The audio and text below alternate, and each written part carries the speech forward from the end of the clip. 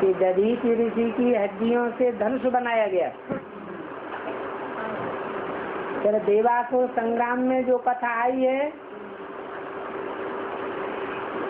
उसमें राजा इंद्र को दधीचि ऋषि की इंद्रियों वो हड्डियों से बना हुआ पुलिस दिखाते हैं, वज्र दिखाते हैं। वास्तव में है दोनों एक ही चीज है,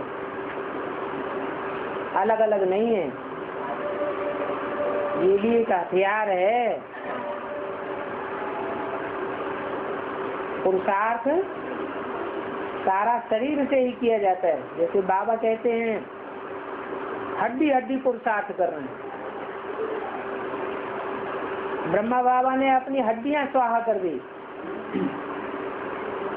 तो ऐसे ही तुम बच्चों को भी अपनी हड्डी हड्डी स्वाहा करनी है। ये हड्डियां ऐसी लचीली बन जानी चाहिए ईश्वरीय सेवा में, जो पुरुषार्थ में सदैव अथक रहे।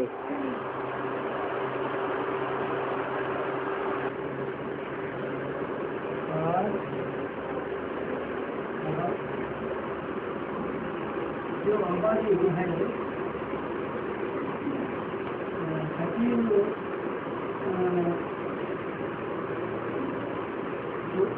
से 9 लाख से शुरू होकर 36 अभी तक 2 करोड़ होती है।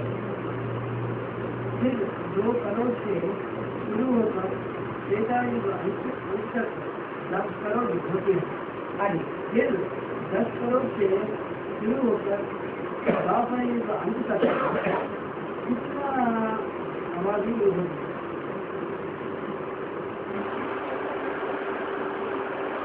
जैसे सतयुग आदि से लेकर के और त्रेता के आदि तक सिर्फ 2 करोड़ आबादी बढ़ती है।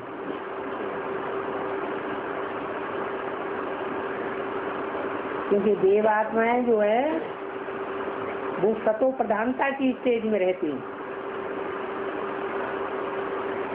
गिरावट कम होती है। और उसके मुकाबले त्रेता में गिरावट जास्ती होती है।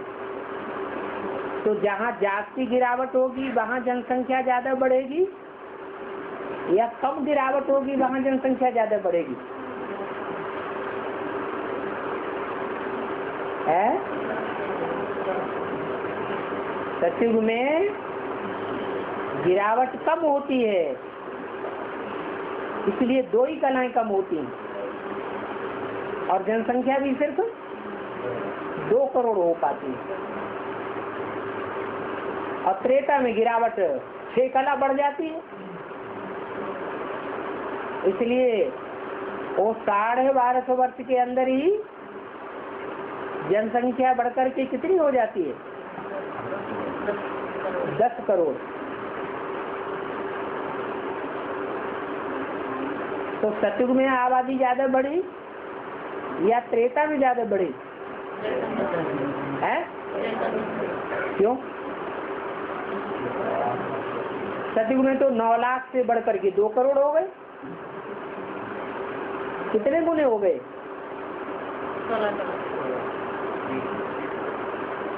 9 लाख से बढ़कर के 2 करोड़ माने 20 गुने हो गए। और त्रेता में 20 गुने थोड़े ही हुए, 5 गुने ही बढ़े। कारण क्या हुआ?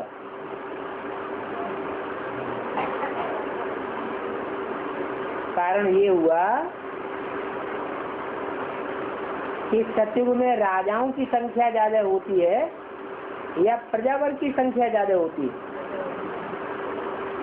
राजा तो सिर्फ एक ही होता है, कि ज्यादा राजाएं होते हैं। एक जन्म में एक राजा और बाकी सब प्रजा। तो जो प्रजावर्ग की आत्माएं हैं वो ज्यादा अधिकारी बनती हैं या राजघराने की आत्माएं ज्यादा अधिकारी बनती हैं? नहीं,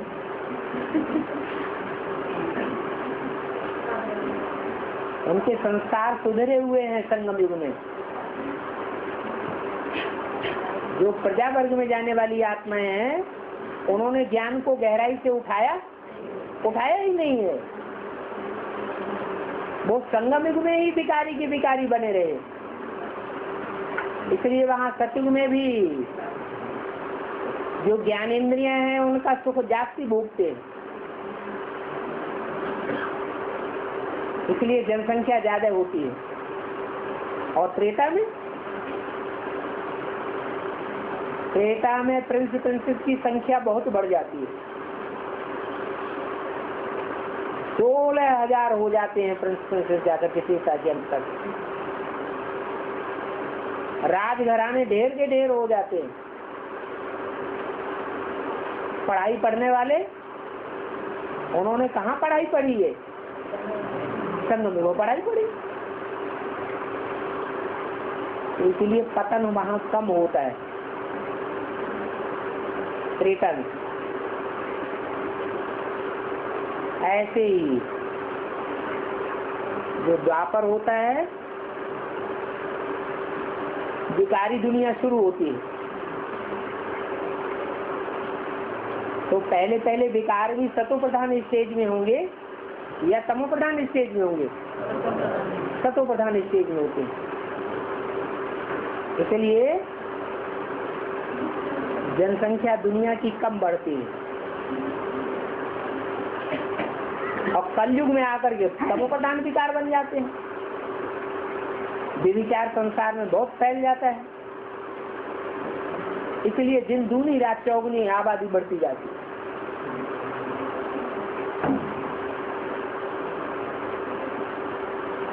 द्वापर में कोई काउंटिंग नहीं करता। सतयुग त्रेता की भी काउंटिंग बाप ने आकर हमको बताई है, नहीं तो सतयुग त्रेता में भी कोई काउंटिंग होती नहीं है। ये कलयुगी दुनिया में आकर के काउंटिंग होना शुरू हुई।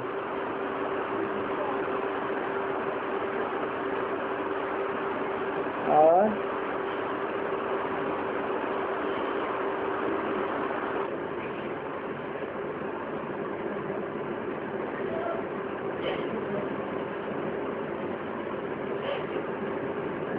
कम नहीं है।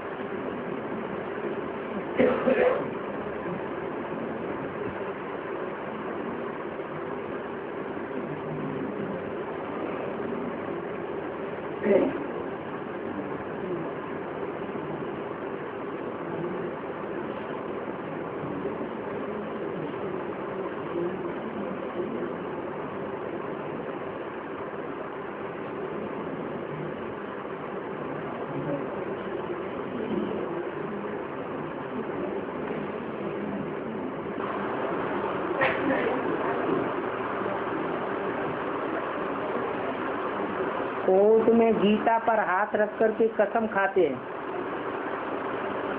कि जो भी कहूँगा सब सच कहूँगा, सत्य के सिवाय कुछ भी नहीं कहूँगा। तो इस बात की शूटिंग यहाँ ब्राह्मणों की दुनिया में कैसे होती है?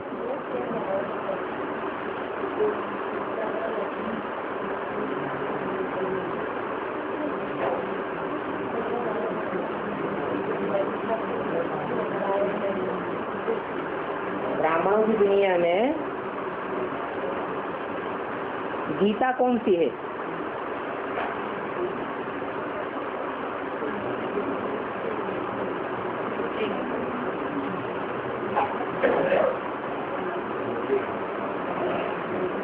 जो मुरली है वो ही गीता है।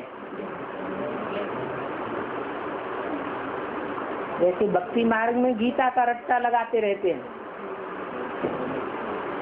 श्लोक रटते रहते हैं, परंतु उनके अर्थ को नहीं जानते। ऐसे ही यहाँ मुरली पढ़ते रहते हैं,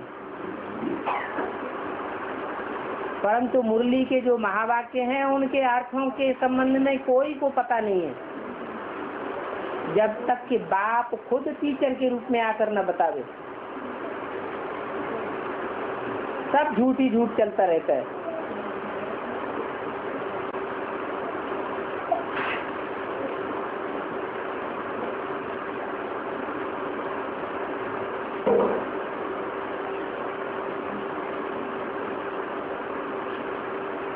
द्रौपदी ने प्रतिज्ञा ली कि जब तक दुशासन की छाती का लहू नहीं मिल जाता तब तक ये केस खुले ही रहेंगे। ज्ञान मार्ग में लहू किसको कहा जाता है?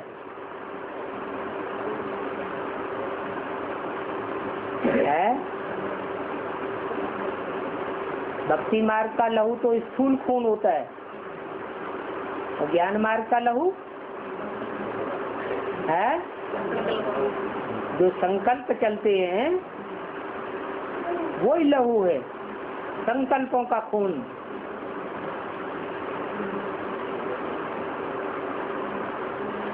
ऐसे संघर्ष में संकल्प चलते हैं कि जैसे आदमी का हार्ट फेल हो जाए।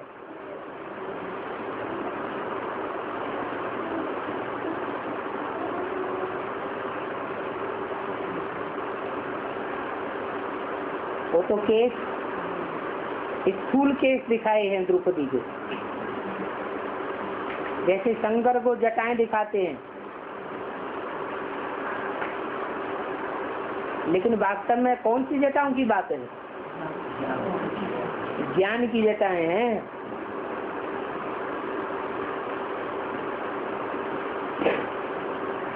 ऐसे संकल्पों का खून बहता है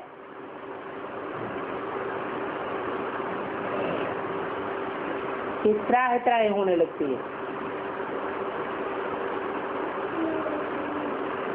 दुष्ट युद्ध करने वालों की, दुष्ट शासन करने वाले दुशासनों की,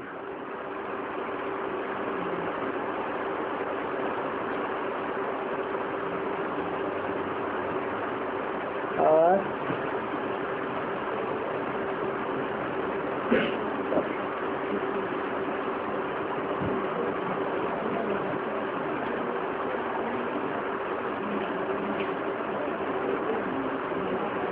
अष्टदेवों की मूर्ति मंदिर के बाहर ही दिखाते हैं हमेशा, है? है?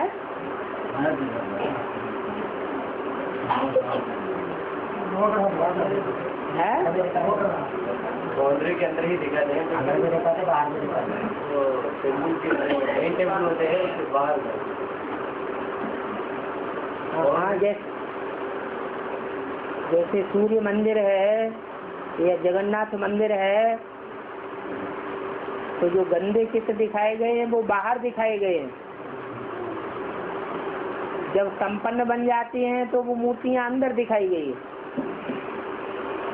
ऐसे ही ये जो अष्टदेव हैं वो रुद्रमाला के मणके हैं, राजा बनने वाली आत्माएं हैं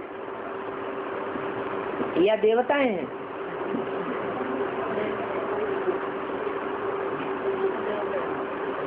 देवता बनने के समय की बात है, यह संगम युग में पुरुषार्थी जीवन की बात है।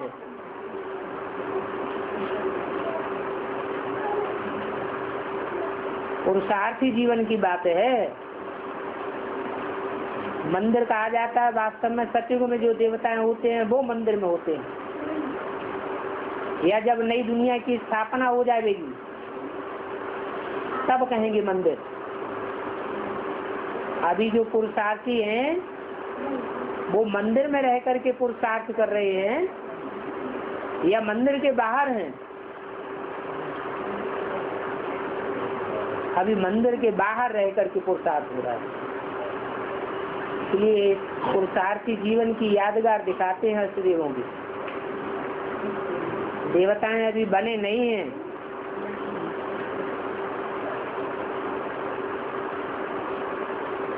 उनकी तेल से पूजा होती है, घी से पूजा नहीं होती। देवताओं की घी से पूजा होती है। तेल ज्यादा शुद्ध होता है या घी ज्यादा शुद्ध होता है? है, जी ज्यादा शुद्ध होता है। जो याद है वो मिक्स याद है। अभी जो दुनिया चल रही है तो दुनिया में जो भी याद आ रही है वो याद मिक्स याद आती है, या एक शिव बाबा दूसरा न कोई, ऐसी याद आती है। कुछ न कुछ मिक्सचरिटी हो जाती है, इसलिए वो तेल दिखाते हैं।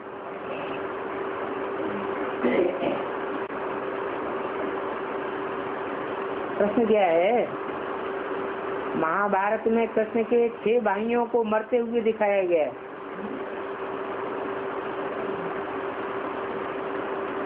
कृष्ण के जो पहले 6 भाई पैदा हुए उनको कृष्ण कंस ने कोस लिया, मार दिया।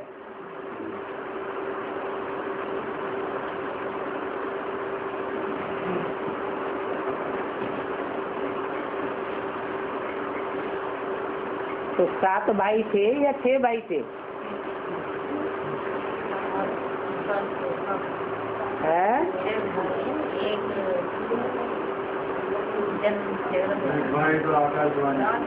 हाँ, वो भी वास्तव में रुद्रमाला का मणका ही था, उसको भी भाई ही कहेंगे। और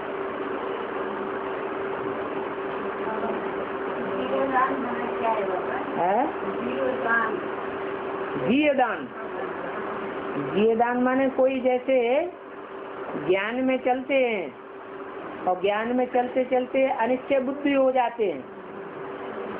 अनिश्चय बुद्धि जब रूपी मौत हो जाती है, दुनियावी तौर तरीके से चलने लग पड़ते हैं। तो ऐसी आत्माएं जो ज्ञान से वंचित हो जाती हैं और उनको अचानक एडवांस ज्ञान मिल जाता है, तो जैसे उनको जीय मिल गया, माना जीवन दान मिल गया। जीय दान माना जीवन दान मिल गया। नहीं तो पत्थर बुद्धि बन करके गिर पड़े थे। जैसे लक्ष्मण को दिखाया है,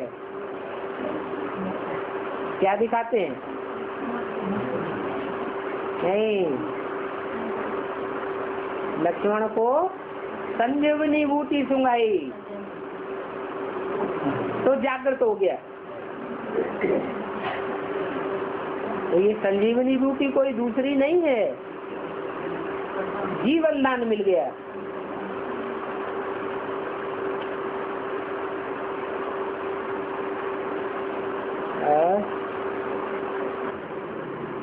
हाँ